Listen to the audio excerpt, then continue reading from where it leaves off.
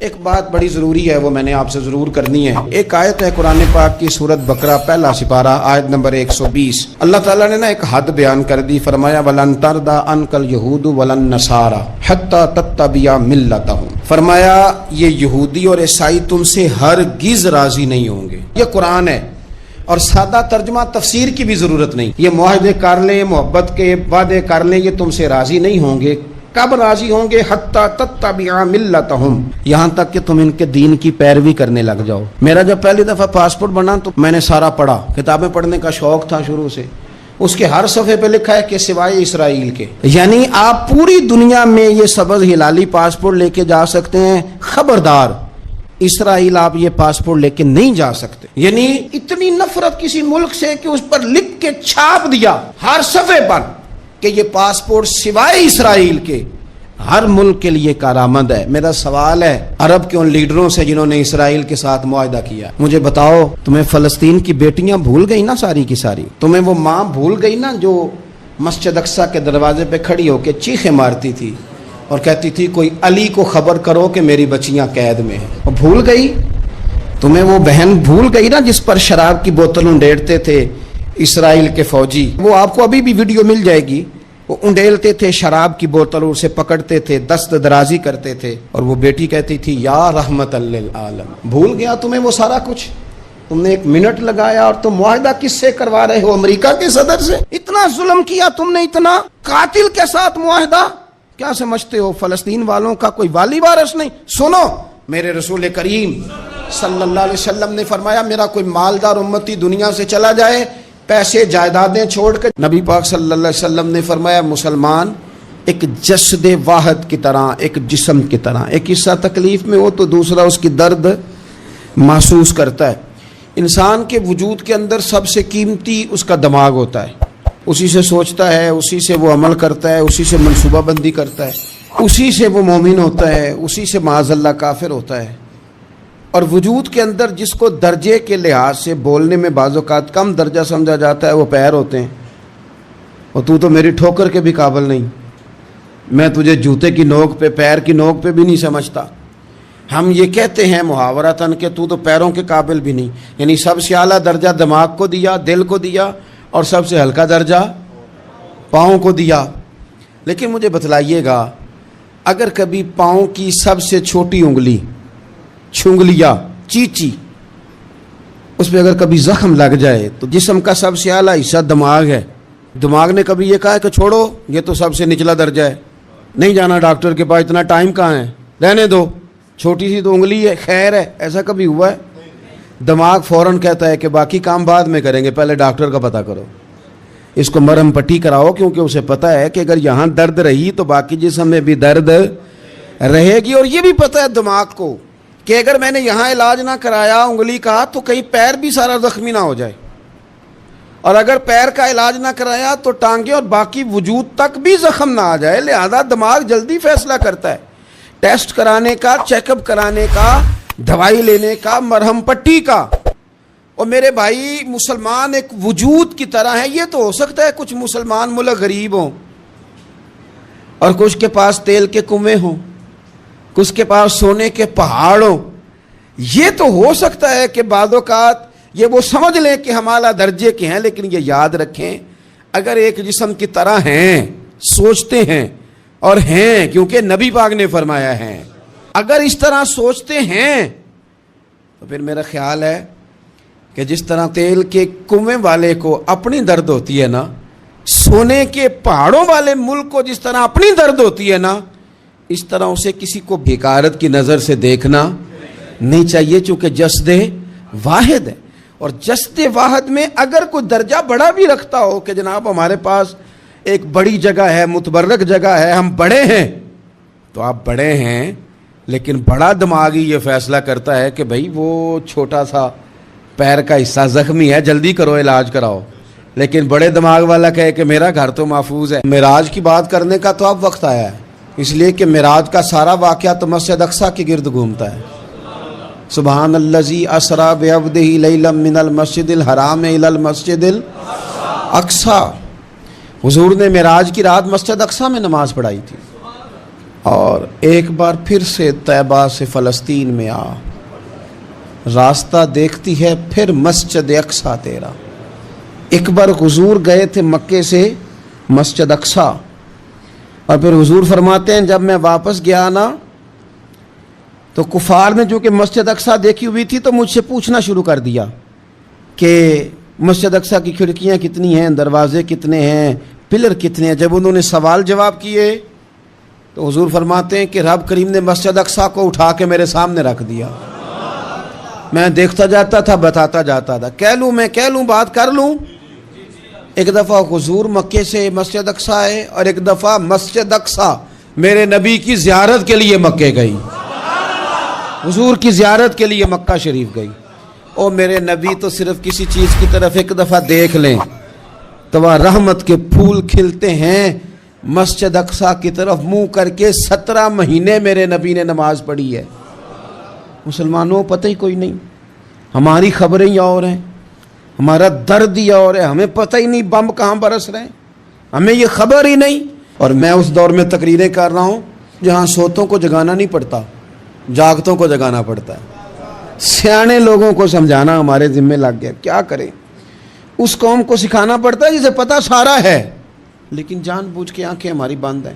یہ مولوی کو بات کرتا تو لوگ کہتے دیکھو مولوی گالی دیتا ہے، لیکن اگر قائد اعظم محمد علی جناح کہے کہ اسرائیل امریکہ کی ناجائز اولاد ہے تو پھر تو تمہیں ہضم کر لینا چاہیے نا، پھر تو لبرل کو بھی ہضم ہونا چاہیے نا کہ قائد اعظم نے کہا ہے، اور اس ناجائز بچے کو تم نے اتنی طاقتیں دے دی کہ وہ مسلمانوں کے قبلہ اول میں نماز پڑھنے والوں کو بھی نہ بخشے۔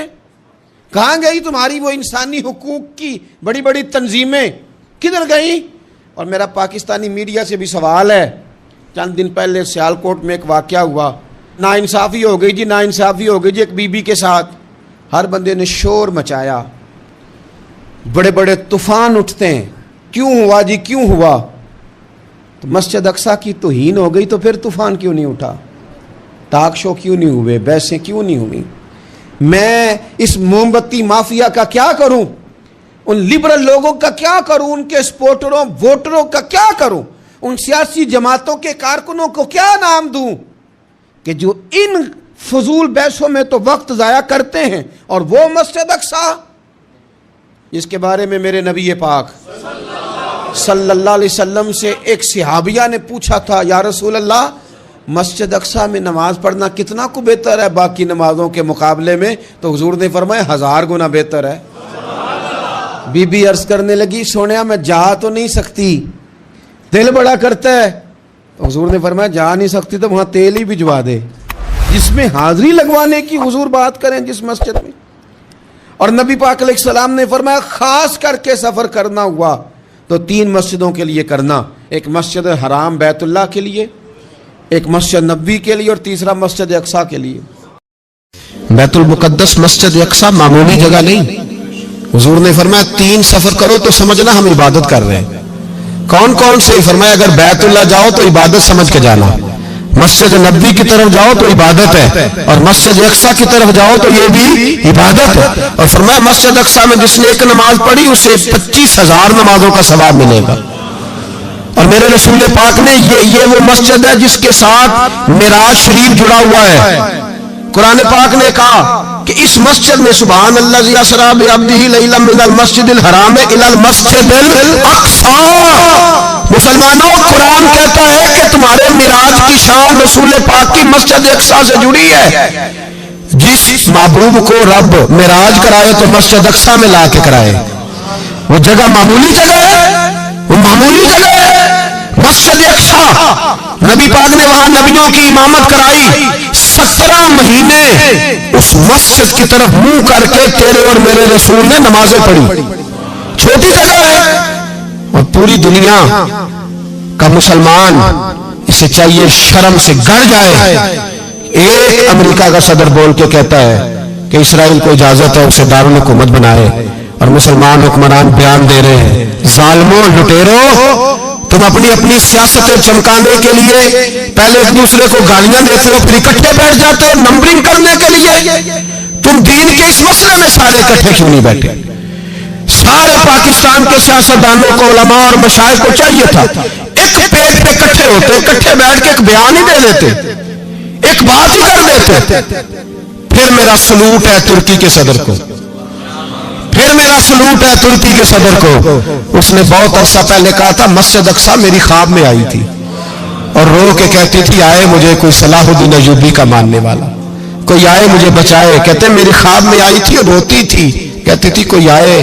اور ایک شاعر نے کہا مسجد اقصی نبی پاک کو بھی بلاتی ہے، کہتی ہے ایک بار پھر طیبہ فلسطین میں آ، راستہ دیکھتی ہے پھر مسجد اقصی تیرا، ایک بار پھر سے طیبہ سے فلسطین میں آ، راستہ دیکھتی ہے پھر مسجد اقصی تیرا۔ کوئی بولا ہے نہیں اتنا مقدس مقام، چھوٹے چھوٹے بیان، اور کہیں اکٹھے ہو جاؤ، میں بتاتا ہوں تمہیں مسئلے کا حل کیا ہے، میں بتاتا ہوں۔ دو کام کرو، ایک کام وہ کرو جو حضرت سلمان فارسی نے کیا تھا، سنو سنو حل سنو مسئلے کا، میں چھوٹا آدمی ہوں پر حل سنو مسئلے کا۔ زندگی میں ایک کام مسلمان کر لے، جٹ بن کے، بھٹ بن کے، رائی بن کے، پاکستانی، مصری، سعودی بن کے بڑا جی لیا۔ ایک کام وہ کرے جو حضرت سلمان نے کیا تھا۔ جب ایک کافر نے پوچھا آپ کا نام کیا ہے تو فرمایا میرا نام اسلام ہے۔ بولیے سارے میرا نام، کہا تمہارے باپ کا نام، فرمایا اسلام۔ دادا کا نام، کا اسلام۔ پردادا کا نام، بازو تیرا توحید کی قوت سے قوی ہے، اسلام تیرا دیش ہے تو مصطفی ہے۔ ایک کام وہ کرو جو حضرت سلمان نے کیا تھا۔ کافر جب پوچھے تو کہو ہم سارے اسلام ہیں، ہم سارے کیا ہیں، ہم پہلے مسلمان ہیں، باقی بعد میں کچھ اور چیز۔ دوسرا کام وہ کرو جو حضرت امیر معاویہ نے کیا تھا۔ سن لو یہ حال ہے اس مسئلے کا، سنو۔ حضرت مولا علی شیر خدا رضی اللہ تعالیٰ عنہ اور جناب امیر معاویہ کی جنگ ہو رہی تھی، لڑائیاں ہو رہی تھی، اختلافات تھے، فوجیں بیٹھی تھی، حضرت مولا علی اور جناب امیر معاویہ کی جنگ ہو رہی تھی۔ تو روم کے بادشاہ نے، عیسائی بادشاہ نے حضرت علی کو خط لکھا کہ میں تیرے اوپر حملہ کرنے والا ہوں۔ خط لکھا نا حضرت علی کو، تو جواب حضرت امیر معاویہ نے لیا۔ چاہیے تھا نا مولا علی جواب دیتے، حضرت امیر معاویہ بولے اور بول کے کہنے لگے اور روم کے کتے، ہم گھر میں جتنا مرضی لڑے، یہ نہ سمجھنا تو علی پہ حملہ کرے گا تو میں تماشا دیکھوں گا۔ فرمایا تو علی پہ حملہ کر تو صحیح، علی سپہ سالار ہوگا اور امیر معاویہ اس کا سپاہی ہوگا۔ گھر میں جتنا مرضی لڑے پر رسول اللہ کے نام پہ ہم اکٹھے ہو جایا کرتے، یہ رسول اللہ کا دین ہے، اس پہ ہم اکٹھے ہیں، یکجان ہیں۔ فرمایا علی سپہ سالار ہوگا اور امیر معاویہ سپاہی ہوگا، اکٹھے نکلیں گے اور کفر کو بتائیں گے کہ اگر تم مسلمانوں کی طرف دیکھو گے پھر ہم یکجان ہیں، پھر ہم، بولیے پھر ہم گنبد خضرا کے سائے تلے ایک ہیں، ایک ہیں، ایک تھے اور ایک رہیں گے۔ اس لیے یہ دو کام اگر مسلمان کرے، دو کام، ٹھیک ہے اختلاف ہو گئے، بڑا کچھ ہو گیا، لیکن ان سے کہیں کہ جب تم آؤ گے تو پھر ہمیں علیحدہ نہیں پاؤ گے، پھر ہمیں تم اکٹھے پاؤ گے، اکٹھے میدان میں نکلیں گے۔ اور کوئی اتنی لمبی چوڑی بات نہیں، میں کیا کروں، میرا تو آئیڈیل بنتا جا رہا ہے طیب اردگان۔ عجیب بات ہے نا کہ اس کے پاس ایٹمی طاقت آپ سے کمزور ہے، آپ کی تگڑی ہے، اس کے پاس جو فوجی طاقتیں ہیں وہ اپنی جگہ پر، آپ کی فوجی طاقتوں کا لوہا مانتی ہے دنیا، لیکن پھر مجھے کہنے دو نا، میدان میں بندہ ایٹمی طاقت سے نہیں لڑتا، ایمان کی قوت سے لڑتا ہے۔ اور بول اٹھا ہے نا، کیا کر لیا اس نے اپنی پارلیمنٹ سے خطاب کیا ہے، مطالبہ ہے، علماء سے گزارش ہے، مشائخ سے گزارش ہے، ہر مکتبہ فکر کے آدمی سے گزارش ہے، علماء اور سیاستدانوں سے اپیل ہے کہ پارلیمنٹ کا مشترکہ اجلاس بلائیں، مشترکہ، اس میں ہر سیاسی جماعت کا لیڈر بیٹھے اور اکٹھے بیٹھ کے ان کو یہ میسج دیں کہ بازو تیرا توحید کی قوت سے قوی ہے، اسلام تیرا دیش ہے تو مصطفی، اور ان کو بتائیں کہ ہزاروں قومیں وجود میں آئیں، دہر میں خشک تر کے رشتے سے ہم نے بنیاد دوستی رکھی، یاد خیر البشر کے رشتے سے۔ مسلمان ہی نہیں ہوتا۔ صلاح الدین ایوبی اپنے خیمے میں بیٹھے تھے، ایک بی بی آ گئی، اس قبیلے کا کوئی شخص مسلمان نہیں ہوتا، بی بی آئی، آ کے کہنے لگی میرے 4 بیٹے جنگ میں کھو گئے، چھوٹے چھوٹے بچے، جنگ میں کھو گیا مل نہیں رہے، فوجیوں کو حکم دے مجھے میرے بچے تلاش کر کے دے۔ صلاح الدین ایوبی نے جھٹ پر سر پہ امامہ باندھا، نیزہ پکڑا، سینے بند باندھا، اپنے جبے کو سمیٹا اور باہر کہنے لگی تو کدھر جا رہا ہے؟ کہنے لگا میں خود تیرے بچے تلاش کر کے دوں گا۔ صلاح الدین چند سپاہی ساتھ ہے، گلی گلی نکلے، گلی گلی فجر کے نکلے، اثر ہو گئی، تھک گئے، 2 نمازیں صحرا میں پڑھی، جنگل کے اندر پہنچے تو ایک کونے میں 4 بچے ایک جگہ ڈرے اور سہمے ہوئے بیٹھے ملے۔ صلاح الدین ایوبی اٹھا کے لائے، ماں کو کہنے لگے تیرے بچے ہیں، نکلا اس لیے تھا کہ میرے نبی نے فرمایا بچے جدا ہو تو ماں کو درد بڑا ہوتا ہے، اور میرے رسول نے فرمایا تھا جب جنگ کرنے جاؤ تو کھیت برباد نہ کرنا، فصلیں تباہ نہ کرنا، بچوں کو ماں سے جدا نہ کرنا۔ فرمایا میں سوچ رہا تھا تیرے بچے کہیں میری وجہ سے جدا ہو گئے تو مصطفیٰ کو جواب کیا دینا؟ فرمایا تیرے بچے ڈھونڈ کے لایا ہوں۔ بچے ماں کے پاس آنے لگے تو ماں نے بڑے بیٹے کے منہ پہ تھپڑ مارا، کہتا اماں کیا ہوا؟ کہنے لگے تو نے سنا نہیں کہ دشمن کے بچوں کی اتنی حفاظت کرتا ہے؟ میرے پاس نہ جا، اس کے قدموں میں بیٹھ جا، جس نبی کے غلام اتنے سچے ہیں وہ نبی کتنا سچا ہوگا۔ بنو قریظہ اور بنو نذیر 2 محلے تھے یہودیوں کے، یہودیوں نے بڑی عہد شکنی کی تو نبی پاک صلی اللہ علیہ وسلم نے ان کو بے دخل کر دیا، مدینے سے نکال دیا، مدینہ منورہ سے۔ یہودی نکل گئے مدینہ طیبہ سے، تو جب وہ نکل کے جا رہے تھے تو ان کے مکان، ان کے باغ، ان کی جائیدادیں بچ گئیں۔ نبی پاک علیہ السلام نے انصار مدینہ کو پہلے بلایا، جاگ رہے ہیں نا آپ لوگ؟ پیسے آتے کسی کو برے لگتے ہیں؟ اب تو یہ بھی حلال حرام کی تمیز بھی اٹھتی جا رہی ہے۔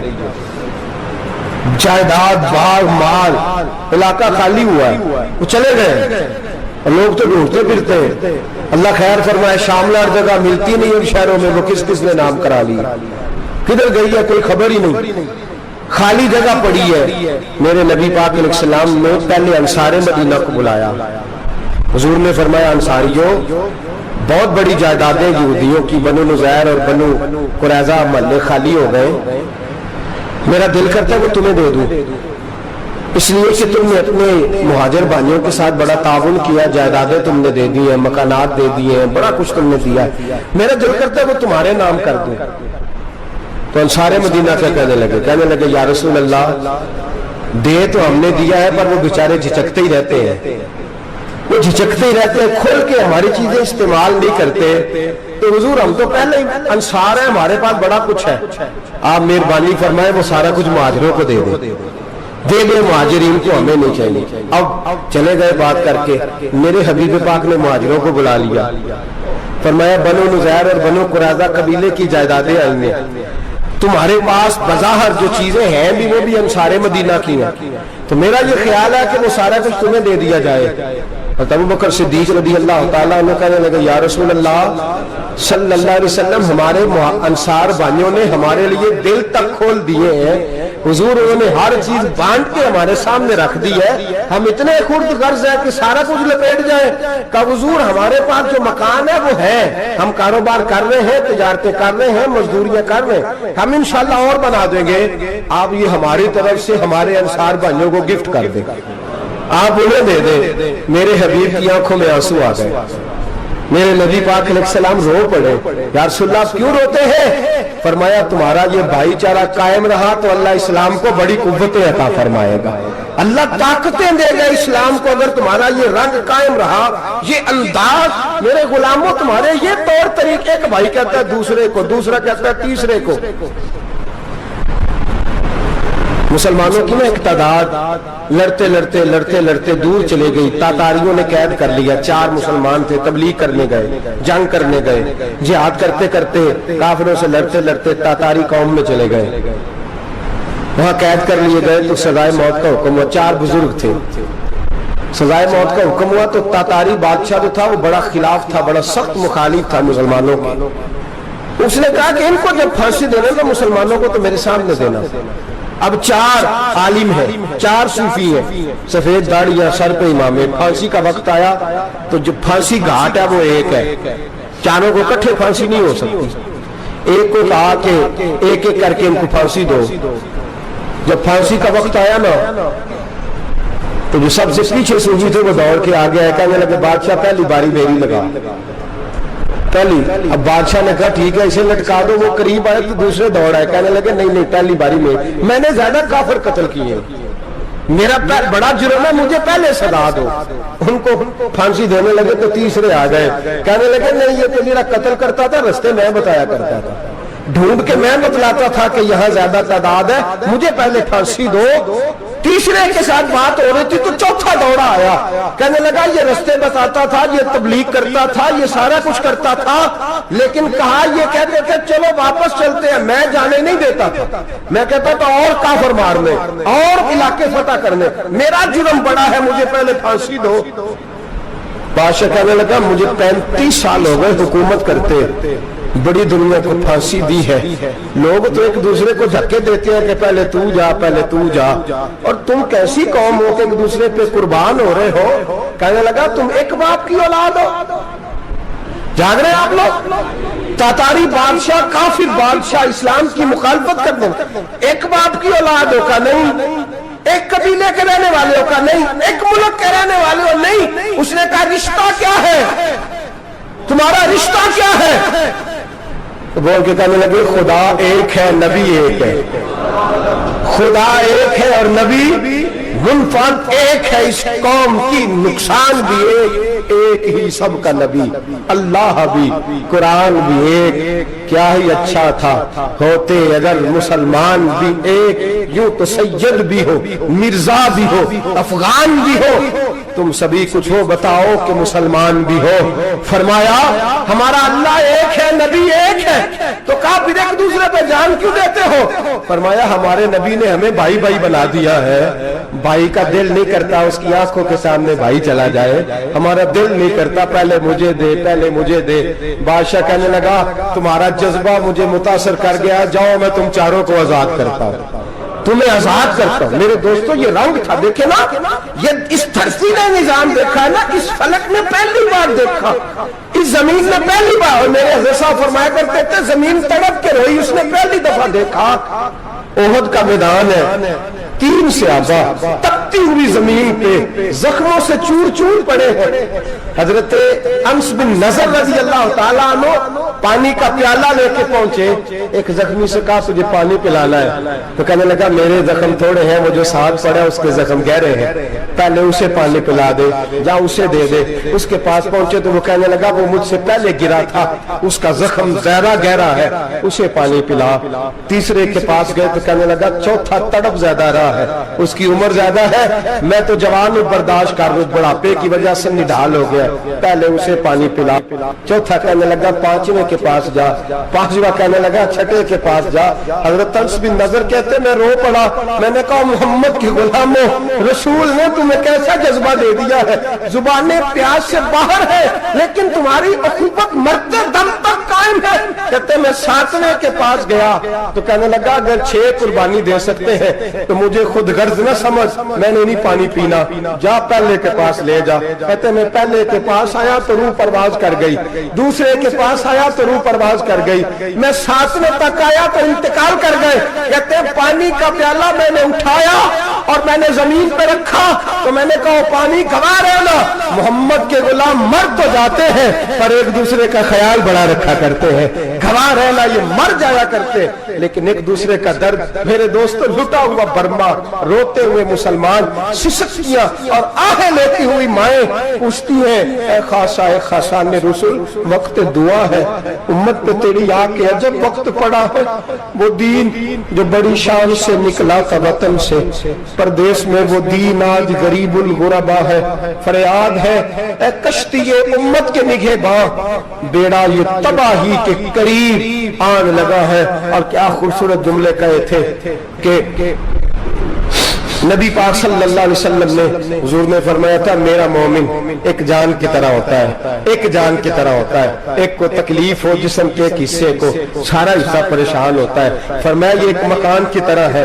एक ईंट दूसरी ईंट को मजबूत करती है, फरमाया ये मजबूत लोग है, ये मजबूत लोग। हजरत उमर फारूक का जमाना है, एक आदमी ने सीरी भेज दी एक घर में बतौर तोहफा, कहत का जमाना था, गोश्त मिलता नहीं था, जानवर, एक आदमी ने सीरी भेज दी एक आदमी के घर में। उसने क्या किया, उसने अपनी बीवी से कहा हमारी तो खैर है, साथ वाला पड़ोसी ज्यादा गरीब है, उधर न भेज दे। यहाँ गंदम अमीर शहर की होती रही खराब, और बच्ची किसी फकीर की फाकों से मर गई। कहा साथ वाले पड़ोसी के घर से मैं कई दिनों से भूख की आवाज है, वहां भेज दे। उसके घर गई तो उसकी बीवी शौहर को मशवरा देती है, कहती है मेरे बच्चे तो दलेर है, साथ वाले के छोटे हैं, वो गुजारा नहीं, उधर न भेज दे।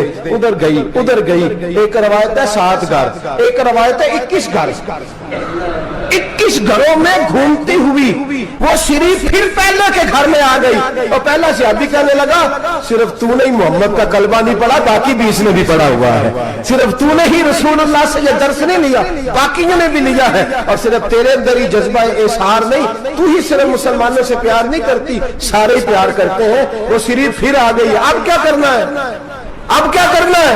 तो इमाम नबी ने लिखा है, वो कहने लगी करना क्या है, पकाऊंगी मैं और खाएंगे 21 घर, फिर भी अकेले नहीं खाएंगे, पकाऊंगी मैं और खाएंगे 21 घरों के मुताबिक शोरबा पका, और फिर बर्तन में डाल के वो बीबी एक घर का दरवाजा खटखटाती है, कहती है मुस्तफा के गुलामों निकलो बाहर और खाओ, इसलिए कि जिस नबी ने मुझे प्यार का हुक्म दिया उसी ने तुम्हें भी प्यार करना सिखाया है। ये रंग चश्मे फलक ने सिखाया है।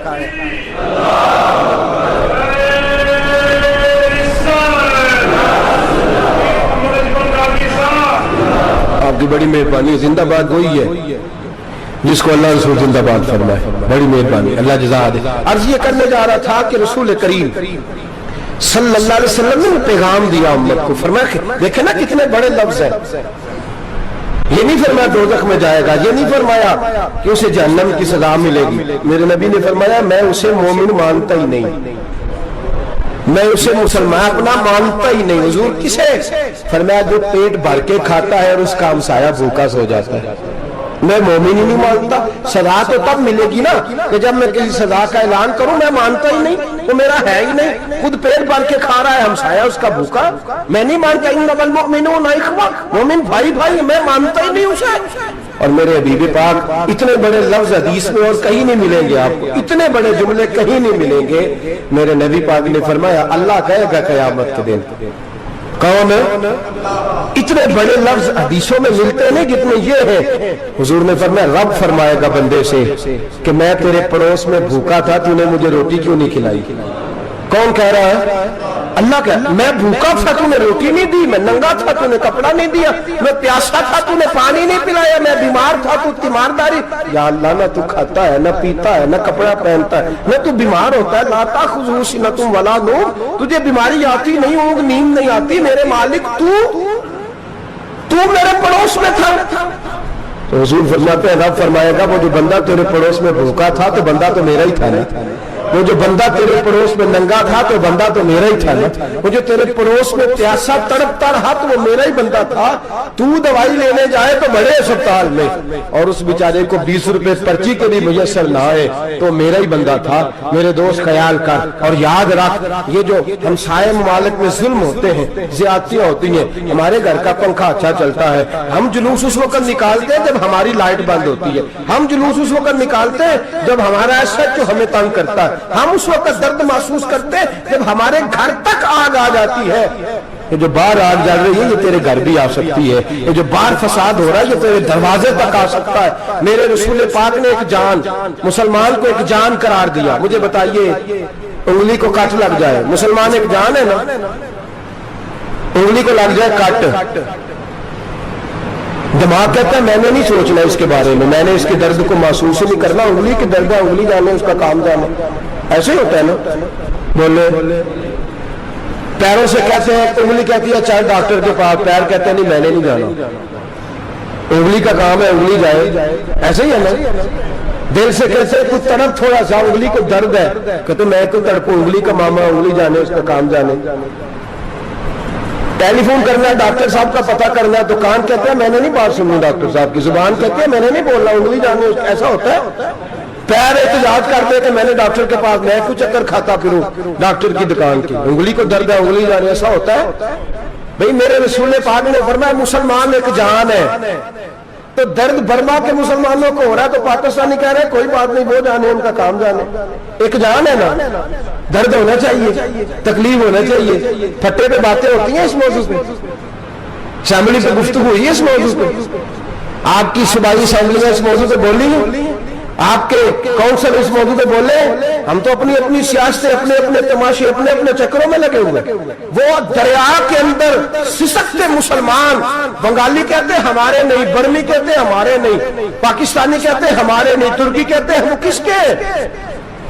وہ کس کے ہیں؟ وہ اللہ کے بندے ہیں، محمد عربی کے غلام ہیں صلی اللہ علیہ وسلم. لیکن میرے دوستو، کیا ہمیں کیا غرض ہے؟ وہ جانے ان کا کام جانے. یہ جب تیرے پیروں تک آگ آئے گی پھر تجھے پتہ چلے گا یہ بڑی سخت آگ ہے. آج جس کافر نے برما پر عرصہ دراز تنگ کیا ہے، مسلمان تھوڑے تھوڑے مفاد لینے کی خاطر نا بنو عباس اور بنو امیہ کی جنگ چل رہی تھی. بنو عباس جو تھے وہ غالب آ گئے، بنو امیہ جو تھے ان کی حکومت ختم ہو گئی. تو عیسائیوں نے بنو امیہ سے کہا کہ ہم تمہارے ساتھ تعاون کرتے ہیں، ہم تمہارے ساتھ تعاون کرتے ہیں اور بنو عباس پہ غلبہ پا کے تمہیں حکومت دلاتے. بنو امیہ بڑی جدوجہد کر رہے تھے بادشاہی کے لیے، لیکن انہوں نے کہا کہ ہم لڑ رہے ہیں، کوشش کر رہے ہیں، لیکن ہمیں کسی کافر کی مدد کی ضرورت نہیں. ہم جتنا مرضی لڑیں لیکن کافروں کے ہاتھوں بنو عباس کو مروانے کو ہم تیار نہیں ہیں. ہمیں خبردار، تمہارا آپس کا معاملہ ہے، ہم خود نمٹ لیں گے، تمہیں اجازت نہیں دیتے تم اندر کودو اور کود کر کے تم فسادات پیدا کرو اور مسلمانوں کے اندر تقسیم کرو. میرے دوستو، مسلمان کو سوچنا چاہیے، سوچ بڑی رکھنی چاہیے. گھر کی جنگ سے نکل آ، اب بہو ساز کے جھگڑے سے باہر آ جا، اب محلے کی سیاست چھوڑ کے باہر کا سوچ. اب اسلام کو تیری حاجت ہے. اب پوری دنیا جب مسلمان کو دیکھے نا، فیس بک یوز ہوتی ہے، اس پہ نوجوان جب اسلام کی بات کرنے لگے گا، اس پر جب بڑا اسلام کی بات کرنے لگے گا، پوری دنیا میں پیغام جائے گا کہ مسلمان اب جاگنے لگا ہے، مسلم خوابیدہ بیدار ہونے لگا ہے، اب اس کی آنکھیں کھلنے لگی ہے، اب یہ اپنے مذہب کی بات کرتا ہے، اب یہ اپنے ملک سے، صوبے سے، برادری سے نکل کر بولتا ہے. اب یہ کہتا ہے کہ بازو تیرا توحید کی قوت سے قوی ہے، اسلام تیرا دیس ہے، تو مصطفی ہے. اب یہ بڑی سوچ رکھتا ہے، اب یہ عالمی بات کرتا ہے. میرے دوستو، ہمارا تو حال یہ ہے، امام اعظم ابو حنیفہ کا فتویٰ ہے، آپ فرماتے ہیں جو مولوی عالمی حالات سے باخبر نہ ہو وہ جمعے کی تقریر نہ کرے، تو مسلمانوں کی رہنمائی نہیں کر سکتا. عالمی حالات سے جو خبردار نہ ہو، تو جس کو چھٹی ہو جائے تو نے ختم نہیں پڑھا، دوڑ جا مسجد سے، تو ختم ہی نہیں پڑتا، ہمارے تجھے پتہ ہی نہیں تو کہاں رہتا ہے، بھاگ جا. وہ عالمی حالات پہ بات کرے گا کیونکہ بیچارے کو تو پتا میری سویرے چھٹی ہو جانی. سیاست کا لفظ چھیڑا نہیں تو میں گیا نہیں. یاد رکھے، وہ جو بیداری ہے، وہ جو اعلیٰ ظرفی ہے، وہ جو بڑی سوچ ہے، وہ جو ملت کی سوچ ہے، وہ جو قومیت کی سوچ ہے، وہ جو آگے بڑھنے کا زاویہ ہے، وہ تو اندر. اقبال کہتے ہیں گلا تو گھونٹ دیا اہل مدرسہ نے تیرا، گلا تو گھونٹ دیا اہل مدرسہ نے تیرا. تجھے تو مدرسے والوں نے پلیٹ پکڑا دیا ہے کہ جا سویرے لنگر کٹھا کر کے لا اور دوپہر کو روٹیاں مانگ کے لا اور دیکھ آج مرا کون ہے، ختم کس کا پڑھنا ہے. تو گلا تو گھونٹ دیا اہل مدرسہ نے تیرا، اب کہاں سے آئے گی صدا لا الہ الا اللہ. تو گھونٹ دیا تیرا گلا، تو کیسے بڑی بات کرے گا؟ بڑی بات کے لیے بڑی سوچ چاہیے، بڑی تگودو چاہیے، بڑی کوشش چاہیے، بڑا حوصلہ چاہیے. مسلمان چھوٹی چھوٹی لڑائی میں، چھوٹی چھوٹی جنگ میں، ایک دکاندار دوسرے دکاندار سے لڑ رہا ہے، گلی والا دوسری گلی والی سے لڑ رہا ہے، محلے والا محلوں پہ اعتراض. ایک شہر میں رہنے والے میں نے دوسرے محلے پہ اعتراض کرتے دیکھے. یقین کریں، ایک شہر میں رہنے والے، علاقے میں بسنے والے کہتے ہو بھائی توبہ ہے اس محلے تو اللہ ہی بچائے. لا حول ولا قوت. وہ جو تقسیم در تقسیم کی سوچ ہے، اس نے چھوٹے چھوٹے ٹکڑوں میں مسلمانوں کو بانٹ دیا ہے. چھوٹی چھوٹی تقسیم ہے، چھوٹا چھوٹا ہمارا مزاج ہے، چھوٹی سوچ ہے. بڑی سوچ کی بات سنیے. صلاح الدین ایوبی، جاگ رہے نا آپ لوگ؟ تو آخر حضرت صاحب ایڈی وڈی گل چھیڑ چڑی ہے، یہ مطلب ہی کوئی نہیں. کنے برما جانا ہے تو کنے مدد کرنی ہے. میں تو بڑی فریضہ سر انجام دے رہا ہوں. میرے نبی نے فرمایا برائی کو یا ہاتھ سے بدل، ہاتھ سے نہیں بدل سکتا تو زبان سے تو بولنا. تو میں معذور ہوں، کمزور آدمی ہوں، ہاتھ سے بدلنے کی طاقت نہیں رکھتا، تو دوسرے درجے پہ تو مجھے عمل کرنے دو نا. اثر کرے نہ کرے سن تو لے میری فریاد، نہیں ہے داد کا طالب یہ بندہ آزاد. رونے تو دو، تڑپنے تو دو، آہیں تو بہانے دو، سسکیاں تو لینے دو، مار کھائیے تو تڑپنے تو دو. وہ قرآن پاک برما میں پابندی لگی ہے تو میں یہاں سوچنے لگا ہوں کہ وہاں تو پابندی لگی ہے، یہاں پہلے لوگ کوئی نہیں پڑھتی. معاذ اللہ تعالیٰ حالات دن پہ دن مسلمانوں کے لیے ایک ایک کر کے. افغانستان میں جو آگ لگی تھی، پھر وہ عراق میں بھی لگی، پھر وہ لیبیا میں بھی لگی، پھر وہ مصر میں بھی لگی، پھر وہ یمن میں بھی لگی. सऊदी अरब में धमाके हुए, मेरा दिल तड़पा है, मुझे परेशानी हुई, मैं बच्चे पास थे, मैं बड़ा डिस्टर्ब हुआ। मैंने कहा यार ये हमारा सबका इजमाई अकीदत का मरकज है, हम कम से कम 1000 इख्तलाफ के बावजूद कहा करते थे कि अरब में अमन है यार, वहां सुकून है, वहां दुकानें खुली छोड़ के लोग चले जाते हैं, वहां भी फसाद होने लगा, वहां भी आग बढ़ गई है। लेकिन हम सिर्फ छोटी छोटी करके जब आग बुझाने की कोशिश करेंगे उस वक्त आग नहीं बुझेगी। जब हर आदमी अपने प्याले में पानी लेके आएगा, हर शख्स अपने घर की नल चलाएगा, हर शख्स नलका चलाएगा और पानी निकाल के ये आग बुझाएगा, तब ये आग बुझेगी। हर आदमी को किरदार सोच बड़ी करे, नजरिया बड़ा करे, मिल्लत की बात करे, मुसलमान होके सोचे, मुसलमान होके सोचे खुदारा निकले ये घर के झगड़ों से, थोड़ी देर के लिए अपने आप को बड़ा करे, बड़ी सोच आप बनाएं। जब दोस्तियां लगाएं, जराने लगाएं, फिर छोटे मोटे हिसाब से बचे। बाबा बुल्ले शाह साहब फरमाते कोरे वर्क किताब नहीं हुंदे, कोरे वर्क किताब नहीं हुंदे, पत्थर दिल गुलाब नहीं हुंदे, ओ बुल्लिया यारी सोच के लाई यारा नाल हिसाब नहीं हुंदे। फिर जरा निकले इस हिसाब किताब से बाहर, बुल्लिया यारी सोच के लाई यारा नाल साहब नहीं हुंदे। फिर जरा बड़ा ज़हन करे, छोड़े अपने हिसाब, यूसिरून अला अनफुसिहिम वलनबलुवन्नकुम बिशैइन मिनल खौफि वल जूइ व नक्सिन मिनल अमवालि वल अनफुसि वस्समरात। फिर हिसाब किताब से निकले, फिर इमाम अली मकाम की तरह ये सोच बनाए कि हुसैन के बच्चे चले जाए तो कोई हर्ज नहीं, उम्मत पर आंच नहीं आनी चाहिए। एक इमाम अली मकाम, कल तक इमाम मैदान में खड़े थे तो अकेले थे, लेकिन आज पूरी दुनिया कहती है हुसैन हमारा है, हुसैन हमारा। आज नजरिया इमाम अली मकाम जिंदा है, तू अकेला तो खड़ा हो, ये ना कहा था छोटी सी मस्जिद है, एक कोना गखर काबा, मौलाना तकरीर कर रहे हैं तो क्या बनेगा, एक आवाज कहीं से गूंजा करती है, फिर उसमें तासीर मेरा अल्लाह पैदा फरमा दिया करता है, फिर उसके अंदर कुव्वत मेरा रब पैदा फरमा दिया करता है, फिर अल्लाह उसमें तासीर पैदा करके 4 दाग आलम में फैला दिया करता है। सलाहुद्दीन अय्यूबी, मुसलमानों पे जुल्म हुआ, फलस्तीन में आग लगी और पूरे फलस्तीन की गलियां खून से भर गई। एक दिन के अंदर 70,000 मुसलमान कत्ल हुआ। घोड़ों से सड़कों पे चला नहीं जाता था, घोड़े फिसलते थे, इतना खून था, और कच्ची सड़कें थी, इतना खून था। पहले कच्ची जमीन में खून पिया, फिर खून उससे बाहर आया, फिर भी इतना सख्त 70,000 आदमी कत्ल हुआ। सलाहुद्दीन अय्यूबी कौन थे? मेरे गौसे आजम जिलानी के मदरसे के तालिब इल्म थे। जामिया निजामिया मदरसा, ये मदरसे है जिन्होंने दीन के मुजाहिद पैदा किए, मदारस है इन्होंने दीन के मुजाहिद पैदा करके पूरी दुनिया के अंदर फैलाए हैं। मदारस के अंदर दहशत गर्दी आई, मैं इख्तलाफ नहीं करता, लेकिन अभी भी मदरसे हैं जिन मदरसों से रसूलुल्लाह के दीन का सच्चा दर्स दिया जाता है, अमन प्यार और मोहब्बत की फिजा को आम किया जाता है वो मदारस, और इंशाअल्लाह क़यामत की सुबह तक वो मदरसे कायम रहेंगे। सलाहुद्दीन अय्यूबी मदरसे के तालिब इल्म है, मदरसे का, लेकिन मदरसा उसका था जो साथ दरवेश भी था, जो साथ अल्लाह रसूल के अहकामात मोहब्बत के साथ फैलाने वाले गौसे आजम जिलानी का मदरसा था। उस मदरसे का पढ़ने वाला तालिब इल्म, देखे ना इल्म दीन शहीद कौन था? नाते पढ़ने वाला था ना, खत्म दिलाने वाला था। आमर चीमा शहीद कौन था? नाते पढ़ने वाला था ना। ये नाते वो चीज होती है जो दिलों के अंदर असर पैदा कर देती है, जो नबी पाक की मोहब्बत को परवान चढ़ाती है, और यही चिराग जलेगा तो रोशनी होगी। सलाहुद्दीन अय्यूबी अकेला अपने दोस्तों से कहने लगा मुसलमानों की मदद की, चंद सालों में निकलो मदद करे। उन्होंने कहा तेरे निकलने से क्या होगा? कहने लगा मैंने नहीं निकलना, मेरे अल्लाह ने मेरी मदद करनी है, मेरे अल्लाह ने मेरी उठ बांध कमर क्या डरता है, फिर देख खुदा क्या करता है। और मैं मुझे निकलने दे, अल्लाह मेरी मदद करेगा। थोड़ा थोड़ा करके फौज जमा की, कोशिश की। चंद सालों के बाद उसी जगह जहां मुसलमानों का खून बहा था, अल्लाह ने इस्लाम का झंडा फिर से बुलंद कर दिया। सलाहुद्दीन अय्यूबी फातेह बन के मस्जिद अक्सा के दरवाजे पे खड़ा है।